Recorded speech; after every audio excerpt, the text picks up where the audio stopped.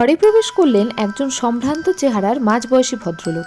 চোখে মুখে কেমন একটা শক্ত নিষ্ঠুর ভাব। সোফায় বসে উনি সরাসরি প্রশ্ন করলেন, পুলিশি ঝামেলা তো অনেক হলো, আপনারা আবার কি মনে করে? যাকগে, যা বলবার তাড়াতাড়ি বলুন, আমি ব্যস্ত মানুষ, জানেন নিশ্চয়ই। রুদ্রতা এবার বেশ সহজ স্বাভাবিক গলায় ওনাকে সরাসরি প্রশ্নটা করে বসল। মিস্টার মুখার্জি, দেখুন, খুন যখন আপনার বাড়িতে হয়েছে, ঝামেলা তো একটু পইতেই হবে। বলছিলাম, আপনার এই বিয়েতে আপত্তি কেন ছিল, জানতে পারি?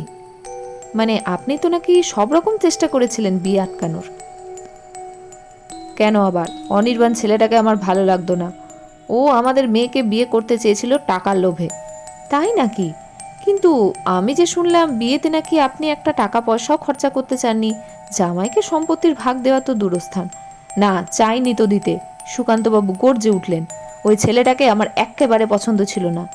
বড়দের সঙ্গে কেবল মুখে মুখে তর্ক। আচ্ছা, চন্দ্রিমা দেবীকে আপনি কোথায় বিয়ে করেন? চন্দ্রিমা আমার দ্বিতীয় পক্ষের স্ত্রী।